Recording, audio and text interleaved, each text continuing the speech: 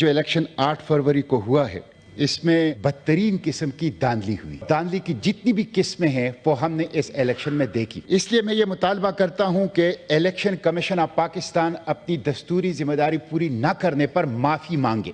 Chief election commissioner Mustafi हो, उसके खिलाफ कॉन्स्टिट्यूशन के आर्टिकल 6 के तहत कार्रवाई की जाए। मेरा तो पुरजोर मुतालबा है कि चीफ इलेक्शन कमिश्नर को गिरफ्तार करके इनके खिलाफ आइन शिकनी का मुकदमा चलाया जाए।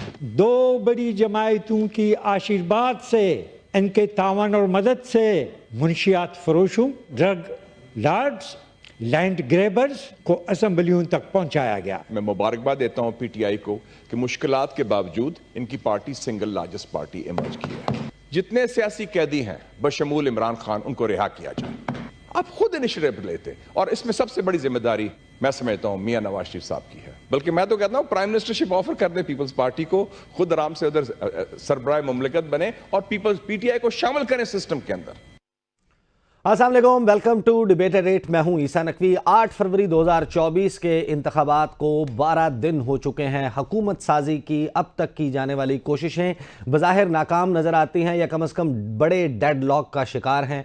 ऐलान कर दिया गया था पाकिस्तान मुस्लिम लीग नवाज़ की तरफ से बिल्कुल आगाज़ में ही कि हम हुकूमत साजी के लिए राब्ते करने जा रहे हैं पाकिस्तान पीपल्स पार्टी से और दीगर सियासी जमातों से, इंडिपेंडेंट्स को भी साथ मिलाएंगे और हुकूमत कायम की जाएगी। उसके बाद हमने देखा कि इस्लामाबाद में, लाहौर में इकट्ठ हुए सियासी इकट्ठ और चौधरी शुजात हुसैन की रिहाइश गाह पर एक बड़ी भरपूर प्रेस कॉन्फ्रेंस में पाकिस्तान की बड़ी सियासी जमातों ने ऐलान किया कि वो हुकूमत बनाने जा रहे हैं, सियासी इस्तेहकाम आएगा, मईशत होगी तरजीह। लेकिन उसके बाद हमने देखा कि पाकिस्तान पीपल्स पार्टी और मुस्लिम लीग नवाज़, इनको सेकंड थॉट्स आना शुरू हो गए और ये सेकंड थॉट्स उन्होंने लीड किया है इस वक्त एक ऐसी सूरत हाल जिसमें कोई भी चीज़ यकीनन नहीं कही जा सकती। 2 कमेटीज़ बनाई गई, कई मुज़ाकरात के दौर हो चुके, लेकिन पाकिस्तान पीपल्स पार्टी और मुस्लिम लीग नवाज़ 2 मेजर स्टेक होल्डर्स के दरमियान शराकत इक़्तिदार का कोई फार्मूला अभी तक तय नहीं पाया। अपेरेंटली इस वक्त डेडलॉक है और ज़राए ये बताते हैं कि पाकिस्तान पीपल्स पार्टी ये चाहती है कि उनको कम से कम 2 गवर्नरशिप्स दी जाएं। पहले आगाज़ में उनका मुतालबा था कि चारों सूबों में गवर्नर्स पाकिस्तान पीपल्स पार्टी के होने चाहिए। हमें ज़राए ये बता रहे हैं कि मुस्लिम लीग नवाज़ ने हामी भरी है 2 गवर्नरशिप्स देने की। पीपल्स पार्टी इस पर भी राज़ी है, लेकिन मुस्लिम लीग नवाज़ ये कहती है कि हम आपको खैबर पख्तूनख्वा में और सिंध में जो है वो गवर्नरशिप दे सकते हैं, पंजाब में किसी सूरत शराकत इक़्तिदार कबूल नहीं की जाएगी। मरीम नवाज साहिबा का, क्योंकि मुस्लिम लीग नून कहती है कि ये पहला टेन्योर है और कोई भी गलती की अब गुंजाइश पाकिस्तान मुस्लिम लीग नवाज़ के पास नहीं रही। दूसरी तरफ मामला जो फंसा हुआ है वो स्पीकरशिप के ऊपर फंसा हुआ है कि स्पीकर कौमी असम्बली का मांगती है पाकिस्तान पीपल्स पार्टी, जो कि गुरेज है पाकिस्तान मुस्लिम लीग नवाज़ की तरफ से। दूसरी तरफ पाकिस्तान पीपल्स पार्टी ने यह वाजे कर दिया है कि कोई शराइत कबूल नहीं। आज सुप्रीम कोर्ट के बाहर बिलावल भुट्टो जरदारी ने गुफ्तगू की मीडिया से और उन्होंने कहा कि हम हमारी शराइत के ऊपर ही वोट देंगे, हुकूमत का हिस्सा नहीं बनेंगे। वोट ज़रूर देंगे शहबाज शरीफ को, लेकिन बेंचेस के ऊपर हुकूमती बैठेंगे, वजारतें नहीं लेंगे, आईनी ओहदों में इंटरेस्टेड है। जिन बातों पर इत्तफाक हुआ है दूसरी तरफ मुस्लिम लीग नून और पीपल्स पार्टी के दरमियान, वो है मामलात के सदर होंगे आसिफ अली जरदारी। 6 माह के अंदर लोकल बॉडीज़ इलेक्शन करवाए जाएंगे। सिंध और बलूचिस्तान की हुकूमतें पाकिस्तान पीपल्स पार्टी रखेगी, जबकि पंजाब मुस्लिम लीग नून के पास होगा। तो ब्रॉडर कॉन्टेक्स्ट में अगर देखा जाए तो मामलात ज़्यादातर तो तय हो गए हैं, लेकिन ये जो 2 मामलात जिनके ऊपर अभी तक कोई ब्रेक थ्रू नहीं हुआ, उसमें उसकी एक वजह पाकिस्तान की एक और कराची की जमात MQM, वो ये चाहती है कि उनका गवर्नर वहाँ पर टसोरी साहब हैं, वो कंटिन्यू करें या MQM की मर्ज़ी का गवर्नर हो। उससे पीछे हटने के लिए अब MQM भी तैयार नहीं है। अब ये नंबर गेम की अगर बात की जाए तो नंबर गेम में ये मजबूरी है पाकिस्तान पीपल्स पार्टी एटलीस्ट बावजूद इसके कि मुख्तलिफ सियासी जमातें, international media, international governments, local मुबस्सिरीन इन इंतखाबी नताइज के ऊपर सवालात उठा रहे हैं, लेकिन नंबर जो इस वक्त पेपर पर मौजूद है उसमें पाकिस्तान पीपल्स पार्टी जिसके पलड़े में अपना वज़न डाले وہ حکومت بنانے کی پوزیشن میں آ جائے گا۔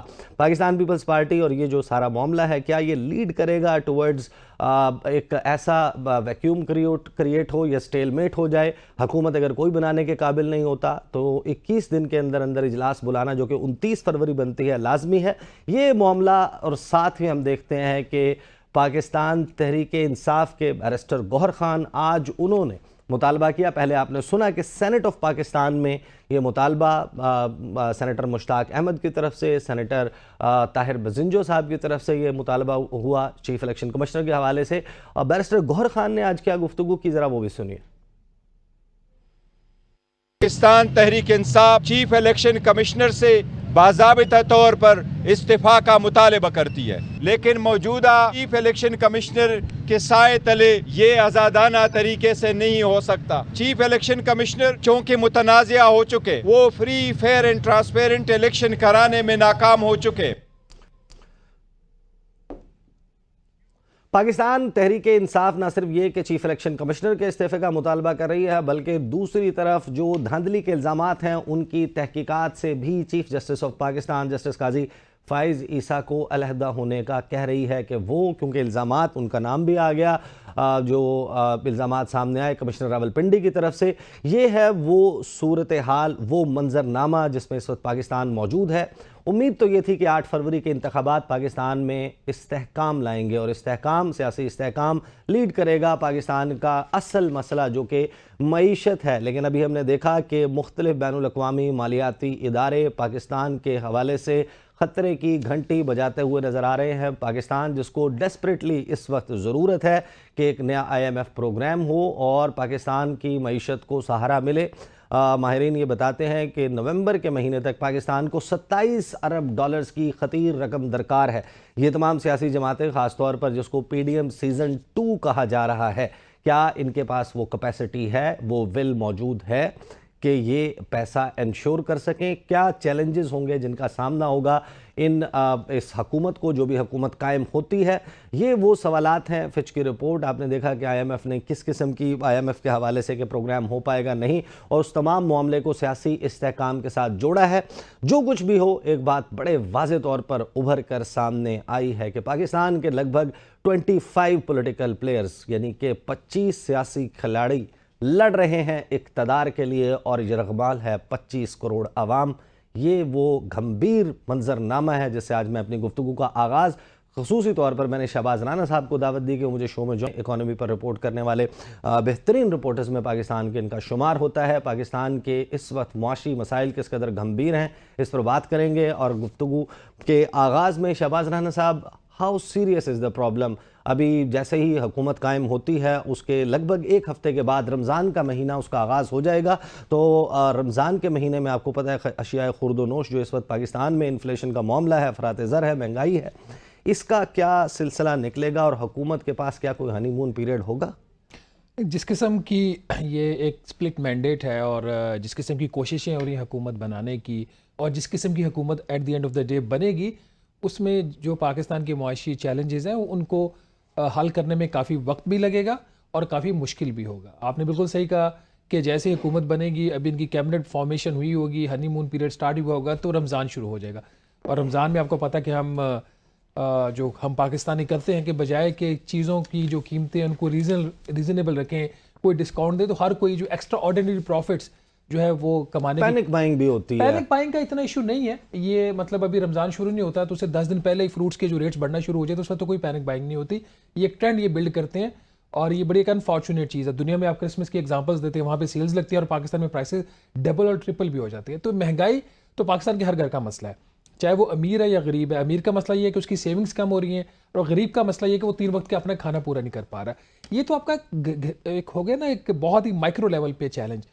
جو ریئل چیلنج ہوگا اگلی حکومت کے لیے، ایک تو ابھی ان کو چیلنج سامنا کرنا پڑ رہا ہے کہ ان کے وزیر خزانہ کون ہوں گے۔ دوسرا چیلنج یہ ہوگا کہ جو بھی وزیر خزانہ ہوں گے وہ کتنی جلدی IMF کے ساتھ اپنا جو پروگرام ہے وہ نیگوشیٹ کر سکتے ہیں اور نیگوشیٹ کر کے اس کو امپلیمنٹ کر سکتے ہیں۔ اس کی وجہ یہ، جیسے آپ نے خود کہا کہ پاکستان کو جو غیر ملکی قرضہ چاہیے، قرضہ کس لیے چاہیے کہ وہ جو درآمدات ہو رہی ہیں اس کو فائنانس کرنے کے لیے ہمارے پاس پیسے کم ہیں، اور قرضہ اس لیے چاہیے کہ جو پہلا قرضہ لیا اس کو واپس کرنا ہے۔ تو یہ 2 چیلنجز اتنے بڑے ہیں، اور with in the IMF challenge اس کے اندر بہت زیادہ سب سیکٹورل چیلنجز ہیں کہ آپ نے کون سی چیز کو کتنا بڑھانا ہے, کس کی کتنی قیمت بڑھانی ہے, بجلی کی, گیس کی, روپے کی قدر کا کیا ہوگا, جو ماضی کا قرضہ لیا ہوا ہے جو تقریباً 81,000 ارب روپے تک پہنچ چکا ہے, جس میں لائبلٹیز بھی شامل ہیں, تو اس کو واپس کیسے کرنا ہے, کیا وہ واپس ہو بھی سکتا ہے, اگر نہیں واپس ہو سکتا تو ڈیٹ ریسٹرکچرنگ کرنا پڑے گی, کیا وہ پاکستان کر سکتا ہے. تو یہ بڑے کمپلیکیٹڈ ایک سچویشن ہے, اور ان حالات کے اندر جو سپلٹ مینڈیٹ آیا ہے, اور جو ایون کے پارٹیز کا کلیم بھی ہے کہ انہوں نے اتنی سیٹیں جیتی ہیں, خاص طور پر پی ایم ایل این کا, وہ بھی ڈسپیوٹڈ کلیم ہے, اس میں 1/3 ایٹ لیسٹ ڈسپیوٹڈ ہے, پیپلز پارٹی کی اتنے ڈسپیوٹڈ کلیمز نہیں ہیں. تو یہ اگر سارے سناریوں کو سامنے رکھیں, یہ کام جو مشکل پہلے ہی تھا وہ مشکل ترین ہو گیا ہے. اچھا شہباز, مجھے یہ بتائیں کہ اس وقت سر دست معاملہ یہ ہے کہ ہمیں ایک ایس بی اے ملا $3 ارب کا, جس کو شہباز شریف صاحب نے کہا کہ یہ پاکستان جو ہے وہ بڑی جلد ہم ایک تو ڈیفالٹ کے خطرے سے بچا لیا, اور غالباً 29 جولائی کی ان کی تقریر تھی, اور اس میں انہوں نے غالباً ڈی آئی خان میں یہ تقریر کر رہے تھے, انہوں نے کہا تھا کہ بہت جلد پاکستان کا شمار ان ممالک میں ہو جائے گا جو دوسرے ممالک کو قرضہ دیں گے. ہم نے پاکستان کی معیشت کی ناؤ کو سنبھالا دے دیا ہے, اور بڑے بڑے دعوے انہوں نے کیے تھے, ڈیفالٹ کا خطرہ بھی ٹل گیا. اب وہ جو $3 ارب کا ہمارا جو ایس بی اے ہوا تھا, اس کا اب سیکنڈ جائزہ جو ہے وہ ہونا ہے, غالباً مارچ کی 8 یا 9 تاریخ کو سٹارٹ ہو جائے گا. اب مجھے یہ سمجھائیے کہ جولائی کے مہینے میں تحریک انصاف کے بانی چیئرمین عمران خان سے ایک ملاقات کی تھی, ایستھر پیرز, نیتن پورٹا اور ان لوگوں نے ملاقات کی تھی, پھر اس کی تصویر بھی جاری ہوئی تھی.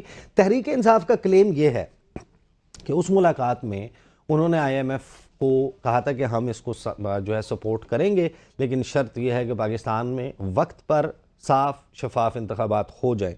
تو وقت پر نہیں ہوئے, انہوں نے پھر بھی کیس جاری کی. صاف شفاف کے حوالے سے ایک بڑا انٹرنیشنلی کوسچن ریز ہو گیا ہے. کیا آپ کو لگتا ہے کہ یہ بھی کوئی خدا نخواستہ کوئی اب وجہ بننے جا رہی ہے یا بن سکتی ہے, جیسے تحریک انصاف کہہ رہی ہے کہ پاکستان کے سر پر تو اب تلوار لٹک گئی ہے؟ آئی ایم ایف دیکھیے, کیا اس کے اوپر آپ جولائی میں جب آئی ایم ایف کی ٹیم ملی تھی, پی ٹی آئی کے لوگوں سے ملی تھی, پیپلز پارٹی کے اور پی ایم ایل این کے, وہ اس وقت ان کی ملاقاتیں اس لیے ضروری تھی کہ ایک حکومت جا رہی تھی, ایک انٹرم گورنمنٹ آ رہی تھی, اور انٹرم گورنمنٹ کے خاتمے کے بعد اگر نومبر میں الیکشن ہو جاتے ایز پر دی کانسٹیٹیوشن, تو ایک نئی گورنمنٹ آنا تھی, اس نے آخری ریویو کمپلیٹ کرنا تھا. تو اس لیے ان تمام پولیٹیکل پارٹیز کو آن بورڈ لینا جو تھا وہ انتہائی ضروری تھا. اب وہ سچویشن اس وقت نہیں ہے. نمبر 1, اس وقت ایک نئی گورنمنٹ ہے, وہ بننے جا رہی ہے, ابھی بنی تو نہیں, اس میں مشکلات ہیں. ہم سب کو نظر آ رہا ہے کہ پیپلز پارٹی اور نون لیگ ابھی تک کوئی انہوں نے فارمل اناؤنسمنٹ اپنے الائنس کی نہیں کی کہ کیا طے پایا ہے. ابھی تو ان پرنسپل ایگریمنٹ ہوا نا, اصولی اتفاق ہے جی دونوں حکومت بنائیں گے, اس میں کیا ہوتا ہے کیا نہیں تو وہ بات کی بات ہے. الیکشن کے اوپر آئی ایم ایف کا بالکل فوکس تھا. جب پچھلی دفعہ آئی ایم ایف پاکستان آیا تھا, جب فرسٹ ریویو ہوا تھا, اس کے 2 کنڈیشنز تھی وچ ور پولیٹیکل کنڈیشن, جو کہیں لکھی ہوئی نہیں تھی. نمبر 1, اس نے الیکشنز کی ڈیٹ لینی تھی, وہ جیسے پاکستان پہنچے وہ ڈیٹ آ گئی. نمبر 2, جو اسپیشل انویسٹمنٹ فیسیلیٹیشن کونسل ہے اس کو وہ اپنے پریویو میں لے گئے. اب جو آپ کا سوال ہے شفافیت آف دی الیکشنز, یہ آئی ایم ایف کا مینڈیٹ نہیں ہے. اس کے اوپر جو بھی سوالات ہوں, آئی ایم ایف کا یہ کام ہی نہیں ہے, اس کے پاس کوئی ایسا میکینزم ہی نہیں ہے, ویئر ود آرڈر نہیں ہے کہ جس سے وہ جا کے یہ چیزیں چیک کر سکے. تو جو بھی الیکٹڈ گورنمنٹ ہوگی, جو بھی فائنانس منسٹر ہوگا, that elected government will be considered as a sovereign government representing Pakistan and president of Pakistan. وہ جا کے نیگوشیٹ کرے گی, اور لون آپ کا اگر شرائط ہو جائے پوری تو وہ سائن ہو جائے گا. میرے خیال میں شفافیت ایک تو اسٹیج پہ امپورٹنٹ نہیں ہے آئی ایم ایف کے پرپز کے لیے, اور دوسرا جو بھی پارٹی اپوزیشن میں ہوگی اس کی کوئی انڈورسمنٹ کی ایس ایچ بھی ضرورت اس اسٹیج پہ نہیں ہے, کیونکہ ایک الیکٹڈ گورنمنٹ 5 سال کے لیے ایک نیشنل اسمبلی بننے جا رہی ہے. تو یہ چیزیں اس وقت ضروری ہوتی ہیں جب ایک کیئر ٹیکر سیٹ اپ اور کلیئرٹی نہ ہو. صحیح. شہباز مجھے بریک لینی ہے, بریک کے بعد جائیں گے تو شہباز سے ہی گفتگو کریں گے کہ پاکستان کی جو معاشی مسائل ہیں اس کے حوالے سے مختلف سیاسی جماعتوں نے مختلف وعدے کیے تھے.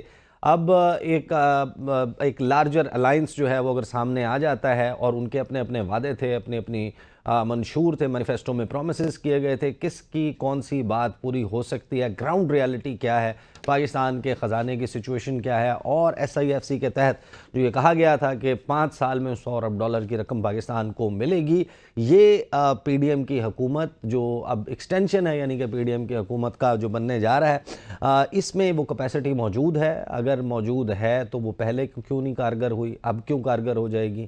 اس پہ بات کرتے ہیں آفٹر بریک.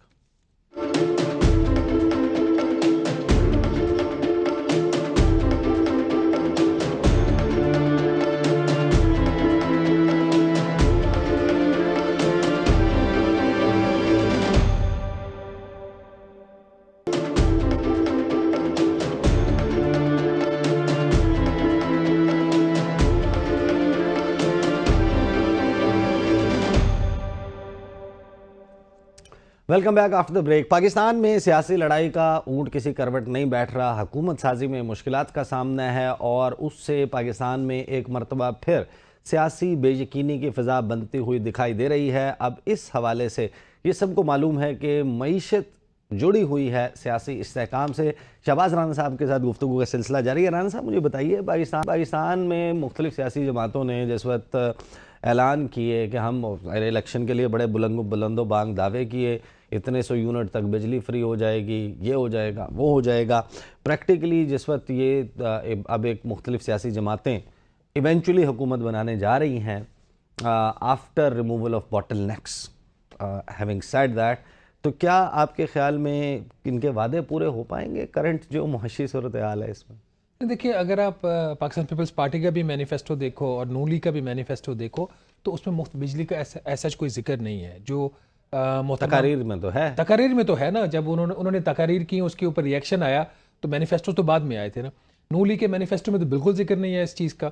और पीपल्स पार्टी ने इसको ऐसे मेंशन किया हुआ कि हम सोलर पैनल लगाएंगे और सोलर पैनल लगा के उन पैनल से हम इनको मुफ्त बिजली देंगे। ये जो नौमन तेल पहले होगा, फिर राधा चाहिए, तो वो चीज़ होगी नहीं, तो इनको वो रियलाइजेशन होगी। एक चीज़। दूसरा, जो नून लीग का मैनिफेस्टो और पीपल्स पार्टी का भी bye and large, peoples party का ज़्यादा फिस्कली एक्सपेंशनरी है क्योंकि बेनज़ीर इनकम सपोर्ट प्रोग्राम के ऊपर उनका काफ़ी रिलाइज दिखा रहे हैं, उसको बढ़ाता हुआ दिखा रहे हैं।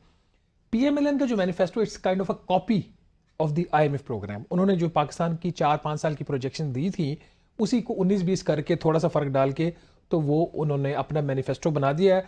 तो अगर PMLN गवर्नमेंट बनाती है और इन्हीं का फाइनेंस मिनिस्टर होता है तो इनको ज़्यादा प्रॉब्लम डाउट है कि इनका नहीं होगा। नहीं, डिपेंड करता है। अभी तो फैसला ही नहीं हुआ ना कि कैबिनेट में नहीं, पीपल्स पार्टी तो कह रही है हमने काबीना में बैठना ही नहीं है, तो फिर उसके बाद नून लीग बच जाती है। और नून लीग कह रही है कि ये आके रिस्पॉन्सिबिलिटी लें, क्योंकि जो PDM में जो सारी मेन वजारतें इनके पास थी, पीपल्स पार्टी ने मजा भी लिया, अपॉइंटमेंट्स भी करवाई, अहम ओहदे भी लिए। आपको लगता है कि पीपल्स पार्टी इस वजह से थोड़ा सा बैकफुट पर है? एक तो ये कि उनको शायद यकीन नहीं है कि ये जो निज़ाम है ये डिलीवर कर पाएगा, ये हुकूमत ज़्यादा चल पाएगी और उसका मलबा खुद पर नहीं लेना चाहते, या वो बिल्कुल ही अब इस बात से बिल्कुल यानी शहबाज शरीफ के हवाले से अभी अनटिल रिसेंटली इलेक्शन से 4-6 दिन पहले तक पाकिस्तान पीपल्स पार्टी कह रही थी कि हम समझते थे बड़ा काम का बंदा है, सुबह उठ जाता है, 8 बजे काम स्टार्ट करता है, रात देर तक काम करता है, लेकिन ये तो लकीर का फ़कीर है। What probably could be the reason?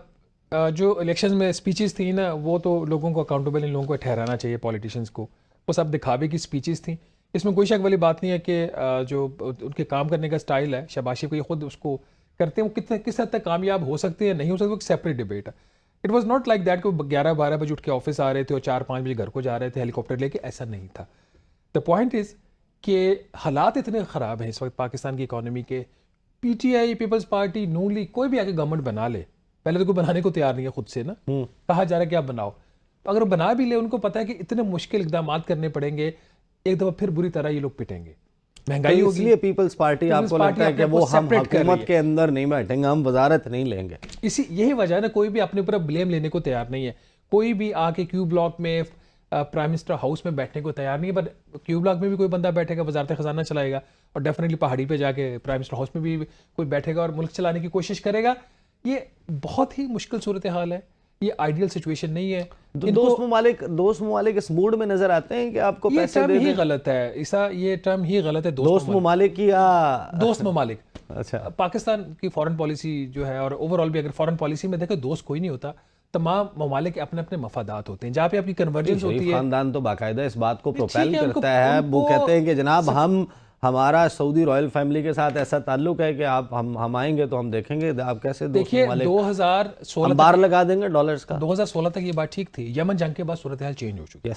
ठीक है, 2014 में सऊदी अरब ने पाकिस्तान को $1.5 अरब की ग्रांट दी थी, कर्जा नहीं दिया था, वो पैसा आज तक वापस नहीं है, ग्रांट थी ना, अब नहीं है। जब ये शहबाज शरीफ साहब आए थे, PDM 1.0 आया था, तो तब भी इन्होंने जाके कोशिश की थी कि $4-5 अरब मुत्तहिदा अरब अमारात से ले लें कर्जा, $4-5 अरब सऊदी अरब से कर्ज ले लें, किसी ने कोई पैसा नहीं दिया और सब ने कहा आप IMF जाओ। जब ये लोग IMF गए हैं जून में, IMF का, और IMF ने कहा कि पहले दोस्त ममालिक से एश्योरेंस ले नहीं, वो उन्होंने फिर वो सारा अरेंज कर लिया। फिर जुलाई 2023 में $2 अरब सऊदी अरब ने इजाफी दिया और $1 अरब मुत्तहिदा अरब अमारात ने, वो भी तब दिया जब 12 या 14 जुलाई को IMF का प्रोग्राम अप्रूव हो गया था बोर्ड की था। उससे पहले किसी ने कोई पैसा पाकिस्तान को नहीं दिया। दो बातें, नंबर 1, نہ کوئی دوست ہے نہ دشمن، آپ کے ریلیشنز ہوتے ہیں. کیش کی شارٹیج کتنی ہے؟ کیش کی شارٹیج آپ کی ہر وقت 5 سے 7 ارب ڈالر کی رہتی ہے. آپ اس کی ایگزامپل ایسے لے لیجئے، اس وقت جو اسٹیٹ بینک آف پاکستان کے ریزروز ہیں، زر مبادلہ کے ذخائر اس کے پاس اسٹیٹ بینک کے پاس ہیں غیر ملکی، وہ 8 ارب ڈالر کے ہیں. اور جب 8 ارب ڈالر کے ریزروز ہیں تو ہم نے جو اگلے 1 سال میں ادائیگیاں کرنی ہیں اس کو سامنے رکھیں تو اسٹیٹ بینک آف پاکستان کے پاس منفی 13.5 ارب ڈالر ہے، منفی. ٹھیک ہے، تو اس کا مطلب یہ ہے تو کیش تو آپ کا شارٹ ہے نا 12 14 15 ارب ڈالر ہر وقت رہتا ہے، اور یہ تب تک رہے گا اگلے کم از کم 3 سال تک تو یہ رہے گا. آپ اسی طرح قرض لیتے رہیں گے. دوست ممالک جن کو آپ کہتے ہیں، میں ان کو گلف کنٹریز کہتا ہوں، چائنا، باقی جو ہے ان سے قرض لیں گے، آئی ایم ایف سے قرض لیں گے. اور یہ جو گلف کنٹریز ہیں یا چائنا، ان سے تب آپ کو ایڈیشنل لون ملے گا جب آپ کے پاس آئی ایم ایف کی چھتری ہوگی، اس کے بغیر نہیں ملے گا. صحیح.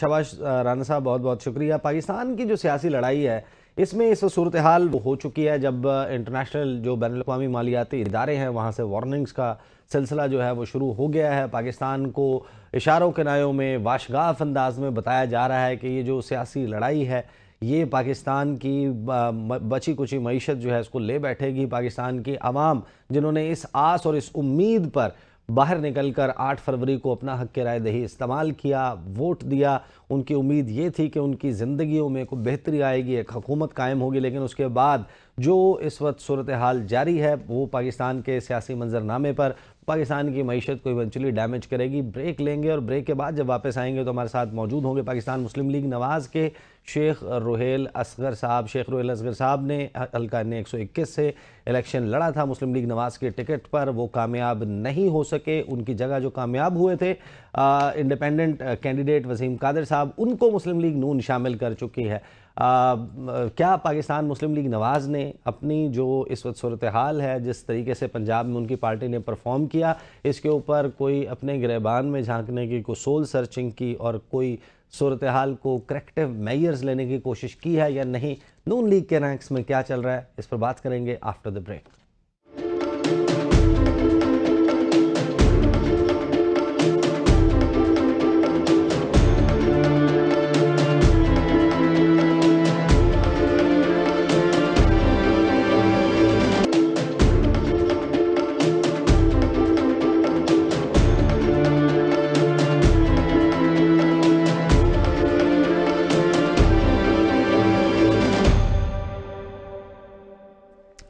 Welcome back after the break. Programme کے آخری سیگمنٹ میں ہمارے ساتھ موجود ہیں پاکستان مسلم لیگ نواز کے رہنما شیخ روہیل اصغر صاحب. لاہور سے تعلق ہے.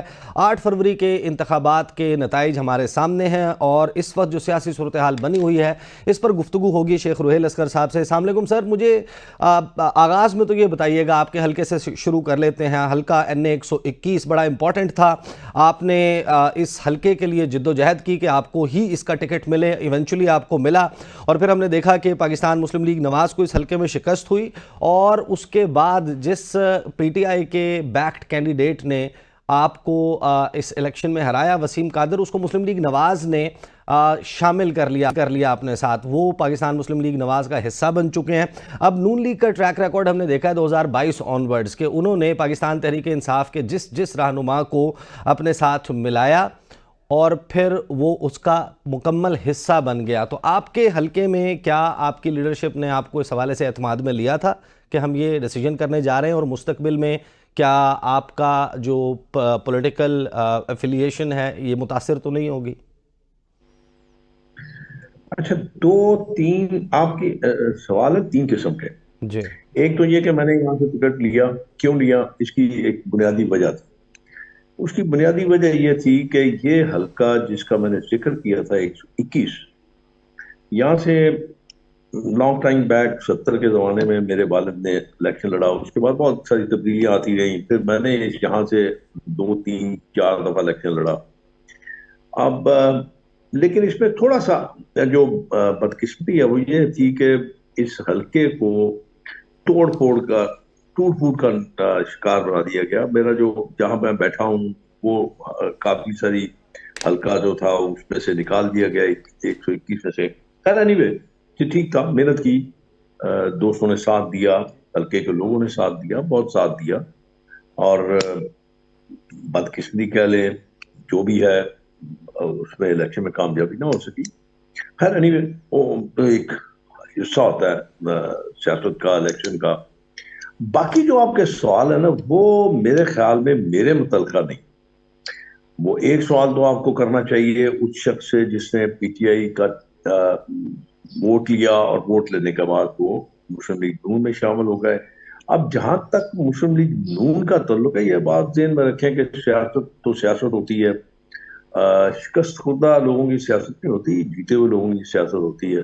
تو جب آپ نے کوئی حکومت سازی کرنی ہوتی ہے اس وقت تو آپ کو بہت سارے ووٹوں کی ضرورت ہوتی ہے. تو آپ نے پھر اپنے ساتھ ان لوگوں کو بھی شامل کرنا ہے جو جن کا دل کر رہا ہو، جو اپنے آپ کو یہ سمجھتے ہو کہ ان کو حکومت میں شامل ہونا ان کے لیے بہتر ہے. تو یہ ایک بڑی عام فہم سی بات ہے جو میں آپ سے شیئر کر رہا ہوں، جس سے میں نے آپ کو عرض کیا کہ اس کے متعلق تو وہ جو شخص یہاں سے جیتا تھا وہ آپ کو بہتر جواب دے سکتا ہے. یا لیکن شیخ صاحب آپ اس کو عین جمہوری سمجھتے ہیں؟ مسلم لیگ نون نے جو اپنی سیاست کی جو تقاریر تھیں، جو ان کا مطمع نظر ہے پاکستان کی سیاست کے حوالے سے، وہ عمران خان کے کس حد تک مخالف ہے؟ یہ آپ کو بھی علم ہے، ہمیں بھی علم ہے، I don't want to repeat that. لیکن ایک شخص جس نے ووٹ لیا ہو عمران خان کے نام پر اور اس کی جماعت جو ہے وہ ظاہر ہے کہ وہ بھی ایک کنٹروورشل معاملہ ہے کہ کیوں ان کے پاس انتخابی نشان موجود نہیں تھا، انٹرا پارٹی انتخابات کا کیا ہوا. لیکن ایک شخص جس نے عمران خان کا ووٹ لیا ہے، عمران خان کے نام پر ووٹ لیا، آپ کی جماعت کمفرٹیبل ہے یا کمفرٹیبل ہونا چاہیے؟ یہ جمہوری بات ہے کہ آپ پھر ان کو ساتھ ملائیں، اور ظاہر ہے کہ ہم لیڈنگ ٹو دیٹ کہ نون لیگ نے بہت سارے اپنے ساتھ چلنے والے، ماضی میں ساتھ چلنے والے اپنے پارٹی کے سٹال وارڈز کو بھی نظر انداز کیا. 2024 کا الیکشن اس کی مثال ہے. میں نے آپ کو عرض کیا نا، یہ سیاست کا ایک حصہ ہوتا ہے. کہیں کسی جگہ پہ آپ ایسے لوگ موجود ہوتے ہیں جو شاید الیکٹیبل ہوتے ہیں، پھر آپ کو ان کو اگنور نہیں کر سکتے، آپ ان کو لے کے ساتھ چلنا ہوتا ہے. کچھ لوگ ایسے ہوتے ہیں جن کا حلقے میں زیادہ اثر و رسوخ نہیں ہوتا، پھر ان کی جگہ پہ آپ کو تبدیل کرنا پڑتا ہے. تو یہ ایک سیاسی عمل کا ایک حصہ ہے جس کو آپ مطلب اگنور نہیں کر سکتے، اس کو آپ نیگیٹو بھی نہ لیں. تو جیسے میں نے گزارش پہلے بھی کی ہے کہ جیتنے کے بعد اگر کوئی شخص چھوڑ کے جاتا ہے تو میرے خیال میں شاید اس کی اپنی کچھ ضروریات ہوں گی، اس کے اپنے کوئی نظریات ہوں گے، اس کا اپنا کوئی مفاد ہوگا. میں اس بارے میں کیا کہہ سکتا ہوں. بہرحال آپ کی پارٹی نے آپ کو بتایا تو ہوگا کہ ہم یہ کرنے جا رہے ہیں، ایسا کچھ کیا یا نہیں کیا؟ جی، آپ کی جماعت نے آپ کو بتا دیا تھا کہ ہم آپ کے حلقے سے اب یہ جو جیت گئے ہیں صاحب، ہم ان کو اپنے ساتھ شامل کرنے جا رہے ہیں. ڈڈ دے ٹیک یو انٹو کانفیڈنس؟ میں نے آپ سے گزارش کی ہے کہ یہ ایک سیاسی عمل کا حصہ ہے کہ آپ میں بس اتنا مختصر سے آپ میرے سے جواب لے لیجیے. شکست خوردہ لوگوں کا کوئی سیاسی اس میں رول نہیں ہوتا. بہرحال یہ تو حکومت سازی کے لیے بہت ضروری ہوتا ہے کہ آپ نے ان لوگوں کو شامل کرنا ہے جو شامل ہونا چاہتے ہیں. تو اس کے لیے پوچھنا یا اس میں مشورہ کرنا میرے خیال میں بے معنی ہے، اس میں کوئی معنی نہیں رکھتا. صحیح. Let's just move forward. I know ظاہر ہے کہ ہمیں ایک ہی سیگمنٹ میں ہم نے گفتگو کرنی ہے. مجھے یہ بتائیے گا کہ 8 فروری کا الیکشن جو ہے، آپ ظاہر ہے کہ الیکشن جب آتا ہے تو سرپرائزنگ ہوتا ہے کچھ لوگوں کے لیے، توقعات کے مطابق ہوتا ہے، کبھی آپ کی ایکسپیکٹیشن سے بڑھ کر ہوتا ہے، کبھی کم تر ہوتا ہے. مسلم لیگ نواز کے لیے 2024 فروری 8 کا انتخاب جو ہے، انتخابی مارکہ، آپ کے خیال میں یہ ایک لمحہ فکریہ ہے، ان کو بیٹھ کے سوچنا چاہیے واٹ وینٹ رانگ، یا پھر بالکل یہ ایک کمفرٹیبل بات ہے؟ ایز اے پولیٹیشین آپ کیا سمجھتے ہیں؟ آپ ایک بڑے سینئر رہنما ہیں، بار بار آپ الیکٹ ہوئے، مسلم لیگ نون کے ساتھ آپ کی جو رفاقت ہے اس کا سب لوگ واقف ہیں. نون لیگ کے لیے 8 فروری کا الیکشن، آپ کی اپنی اسیسمنٹ کیا ہے؟ دیکھیں، میرا اپنا ذاتی خیال ہے کہ میں اپنے متعلق بات کر سکتا ہوں. اوورآل چونکہ میں کسی کے ساتھ منسلک تو تھا نہیں کہ میں اس کے حلقے کی یا اس کے معاملات کو دیکھ سکوں. میرا خیال میں شاید کبھی کبھی آپ اوور کانفیڈنٹ ہو جاتے ہیں. آپ یہ سمجھتے ہیں آپ کا مد مقابل بہت کمزور ہے، آپ اس کو بہت آسان لیتے ہیں، پھر اس میں نتائج آبویسلی آپ کے برعکس ہوتے ہیں کیونکہ آپ ذرا تھوڑا سست ہو جاتے ہیں نا، اور پھر اس میں ویسا آپ ایکٹیو نہیں رہتے، ویسے اسٹرانگلی آپ کام نہیں کرتے. آپ کے ساتھی یا آپ کے دوست بھی اس کو بڑا ایزی لے جاتے ہیں، تو پھر اس میں آبویسلی پھر کوئی نقصان تو ہوتا ہے. جیسے نون لیگ کے جلسے تھے، جیسے ان کی ایک ریسیپشن تھی، تو بڑی اچھی تھی. اس سے بھی ہو سکتا ہے وہ جو حلقہ انتخاب کے لوگ تھے وہ شاید یہ تصور کر بیٹھے تھے کہ یہ بڑا آسان الیکشن ہے، تو اس لیے میرے خیال میں شاید جو ہے. لیکن ہاں یہ بات ایک سیاسی آدمی کے لیے، میں اپنی بات کرتا ہوں، میں خود دوستوں سے یہ کہتا ہوں، روزانہ کی بنیاد پہ کہتا ہوں کہ آپ کو اپنی غلطیوں، کوتاہیوں، کمزوریوں کو دیکھنا چاہیے اور ایڈریس کرنا چاہیے. صحیح. اور اگر جہاں جہاں آپ کی غلطیاں، کوتاہیاں ہیں، خامیاں ہیں، ان کو درست کیجیے. اگر آپ نے سیاست کرنی ہے، اگر تو آپ نے سیاست کرنی، پھر آپ کو ان پہ بڑا سنجیدگی سے غور کرنا چاہیے. پھر اگر آپ نے سیاست نہیں کرنی تو ٹھیک ہے، پھر تو کھلا میدان ہے، جو آپ چاہتے ہیں کریں. لیکن میرا اپنا خیال ہے کہ سیاسی نظریہ کے لوگ، سیاسی وابستگی کے لوگ، سیاست کرنے والے لوگ ان چیزوں کو اپنے سامنے رکھتے ہیں تاکہ آئندہ آنے والے وقت میں وہ اس کی پیش بندی کر سکیں، اور جہاں جہاں غلطی ہوئی ہے اس کو دوبارہ اس کا نہ دہرائیں اور اچھے بہتر. باقی تو دیکھیں محنت تو کرتا ہے بندہ، باقی نتائج تو اللہ کے ذات کو علم ہوتا ہے کہ اس سے نتائج کیا نکلیں گے. آپ کی رائے میں یہ ایک کنٹروورشل انتخابات ہیں. پاکستان کے باہر مختلف حکومتوں نے اس کے اوپر پوزیشن لی ہے، اس پر انٹرنیشنل میڈیا نے رپورٹ کیا ہے. جو لوکل مبصرین ہیں وہ کہہ رہے ہیں کہ آڈٹ ہونا چاہیے، تحقیقات ہونی چاہیے، سیشن جج کے سامنے فارم 45، فارم 47 ان کے درمیان مطابقت ہونی چاہیے. اس کی کمپلیٹ انویسٹیگیشن کا مطالبہ ہوا. پہلے تو آپ مجھے بتا دیں آپ کے خیال میں آپ نے تقریباً ہر انتخابی مارکہ لڑا ہے جب سے آپ سیاست میں انٹر ہوئے. ماضی کے مقابلے میں آپ 2024 8 فروری کے انتخابات کو پری پول، پول ڈے اور پوسٹ پول کے حساب سے صاف شفاف سمجھتے ہیں؟ میں گزارش کرنا، سوال کرنا آپ کا حق ہے، آپ سوال کریں، لیکن میں بھی اپنا ایک حق استعمال کروں گا. میں بھی آپ سے ایک سوال کرنا چاہتا ہوں کہ مجھے پاکستان کا کوئی ایسا الیکشن اٹھا کے دکھا دیجئے جو آپ یہ کہیں کہ یہ فیئر تھا. جو جماعتیں جیت جاتی ہیں وہ اس کو کہتی ہیں یہ بڑا صاف شفاف الیکشن تھا. جو جماعتیں ہار جاتی ہیں وہ پھر واویلا مچانا شروع کر دیتے ہیں کہ یہ الیکشن شفاف نہیں تھا. مطلب مجھے یہ سمجھ نہیں آتی کہ انٹرنیشنل فورم کے لوگ یا انٹرنیشنل ایجنسی جو ہے وہ مطلب کون لوگ ہیں یار؟ کیوں آپ کسی کے معاملات میں اس طرح کیوں دخل اندازی کرتے ہیں؟ امریکہ میں جب الیکشن ہوئے، ڈونلڈ کا الیکشن ہوا تھا تو اس پہ 100% کنٹروورسی تھی، لیکن وہاں تو کسی نے اجازت دی، اس لیے کہ وہ کہنے نا پنجابی کی مثال تگڑے دا ستاویاں 100، پتہ ہے نا. تو اس لیے میں یہ کہہ رہا ہوں کہ آپ کو اپنے آگے دیکھنا چاہیے. آپ کو یہ سوچنا چاہیے کہ کس طرح آپ کے کس عمل سے جو یہ جمہوریت کا عمل ہے اس کو مضبوط کیا جا سکتا ہے. تو ہر دفعہ تو ہر کوئی نہیں جیت سکتا نا، یہ تو ممکن نہیں ہے.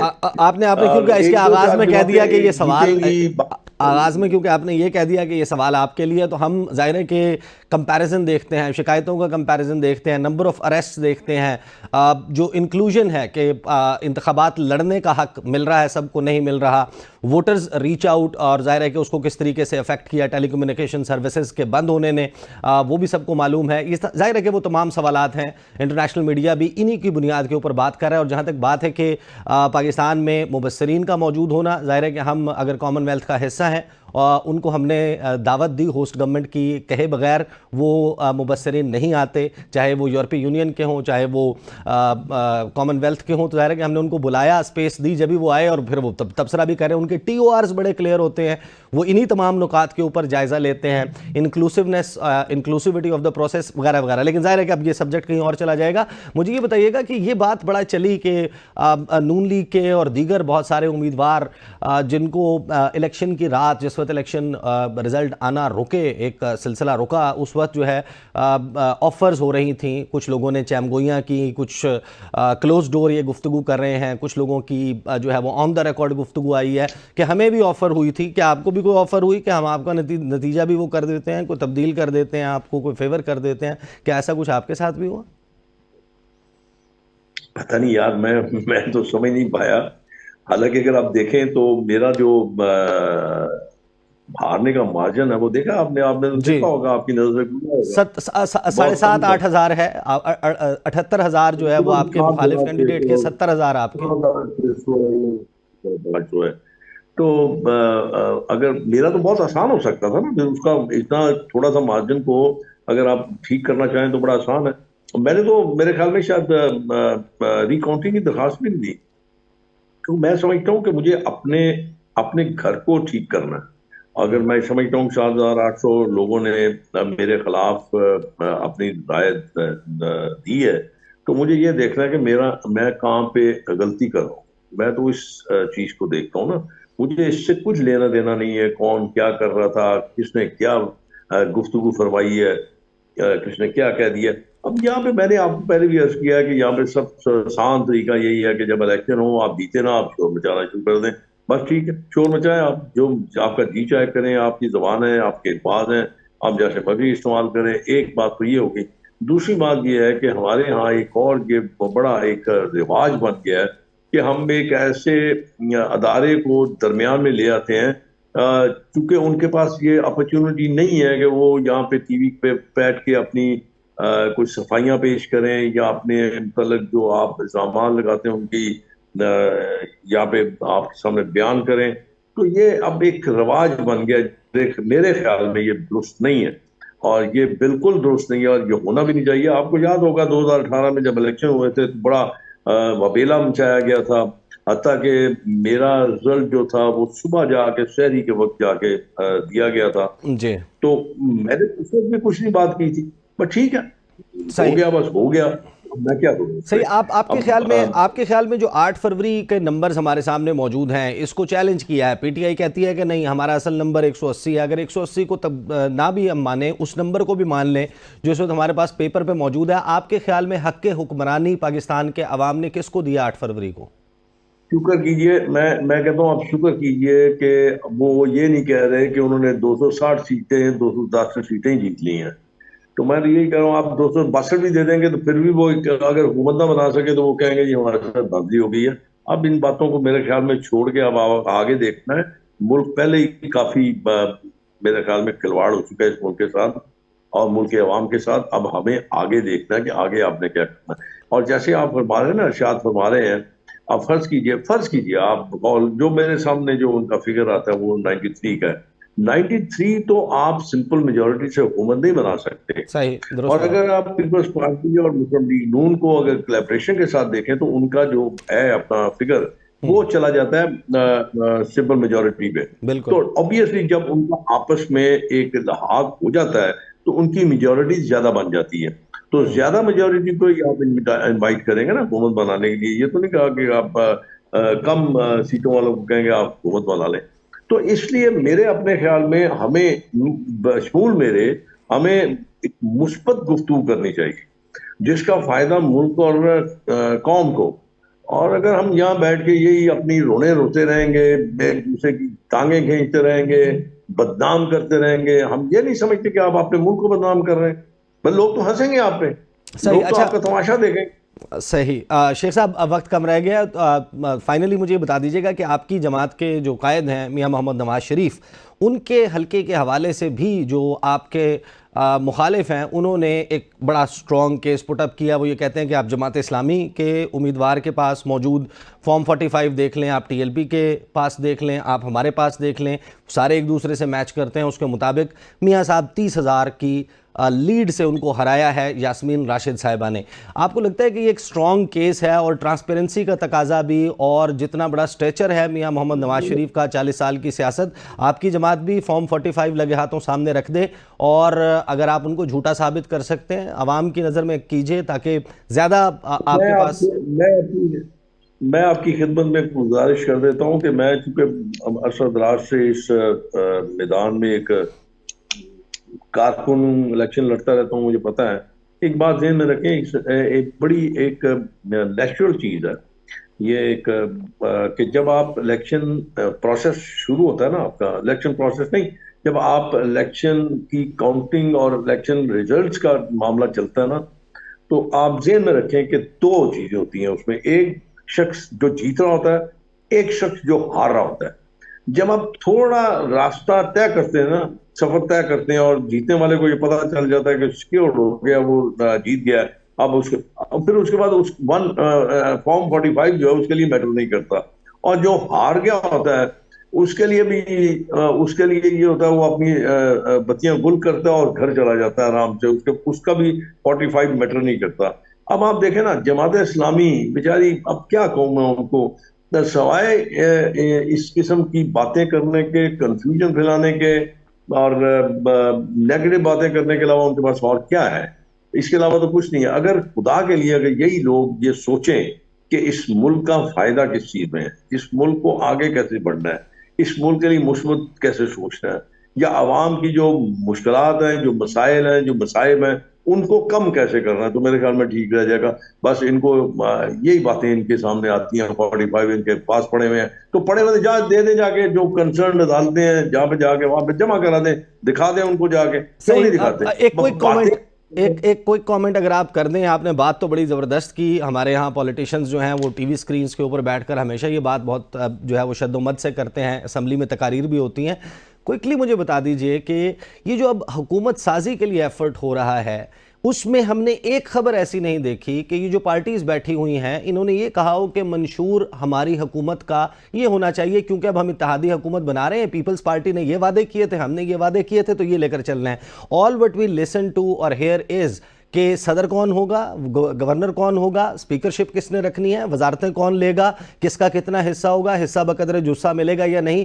تو یہ تو پھر لوگ کہتے ہیں کہ یہ تو پھر عہدوں کی بندر بانٹ چل رہی ہے۔ میں تو آپ کی بات سے ایگری کرتا ہوں کہ ماضی کو پیچھے رکھ کر آگے بڑھنا چاہیے، لیکن خبریں یہی ہیں۔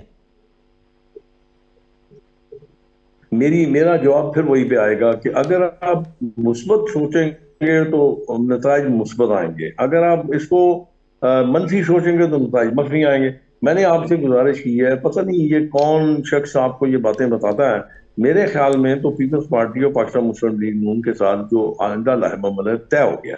اب صدر کس نے بننا ہے، پرائم منسٹر کس نے بننا ہے، اسپیکر کس نے بننا ہے، وزارتیں کون سی جانی ہیں اور کس طرح وزارتیں جانی ہیں، کس نسبت سے یا کس تناسب سے وزارتیں جانی ہیں، یہ میرے خیال میں بڑوں کے درمیان ایک چیز طے ہو گئی بھی ہے، اور وہ وقت آنے پہ اس کو آپ ڈسکلوز کر دیں گے سب کے سامنے، اور پھر آہستہ آہستہ حکومت چلنی شروع ہو جائے گی، آپ شور مچاتے رہیں گے، آپ باتیں کرتے رہیں گے۔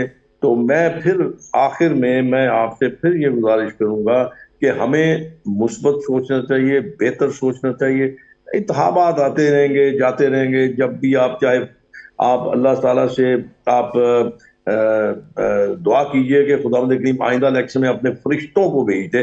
آپ پھر بھی جنہوں نے الزام لگانے ہیں، جنہوں نے بات کرنی ہے، انہوں نے فرشتوں پہ بھی الزام لگا دینا ہے کہ یہ یہاں پہ نازلی ہوئی تھی، یہ فرشتے جو تھے ان کے ساتھ مل گئے تھے۔ تو میرے خیال میں آپ اس چیز کو چھوڑ دیں، آگے چلیں، ملک کو لے کے آگے چلیں پلیز، میری منت ہے آپ کو۔ بہت بہت شکر۔ سہیل اصغر صاحب پاکستان مسلم لیگ نواز سے ہمارے ساتھ موجود تھے۔ ان کا یہ کہنا ہے کہ یہ جو سب کچھ چل رہا ہے، ظاہر ہے کہ اب ہم کمیٹی دیکھ رہے ہیں پاکستان مسلم لیگ نواز اور پیپلز پارٹی کے درمیان کہ معاملات طے ہو گئے ہیں، اب اس کا یہ رسمی کارروائی ہے چل رہی ہے، اعلان سامنے آ جائے گا۔ 8 فروری کے انتخابات، ابھی تک سچویشن جو ہے وہ سٹیبل ہوتی ہوئی اور وہ استحکام جو انتخابات کے نتیجے میں پاکستان میں جس کی توقع کی جا رہی تھی کہ ہونا چاہیے، اور وجہ بھی یہی تھی کہ آپ انتخابات کی طرف بڑھیں تاکہ آپ سسٹم کو سٹیبلائز کریں، وہ ہوتا ہوا فی الوقت نظر نہیں آ رہا۔ دیکھتے ہیں یہ معاملات کیسے مزید انفولڈ ہوتے ہیں، اس پر گفتگو کا سلسلہ جاری رہے گا۔ اب تک کے لیے اتنا ہی، اجازت دیجیے، اللہ حافظ۔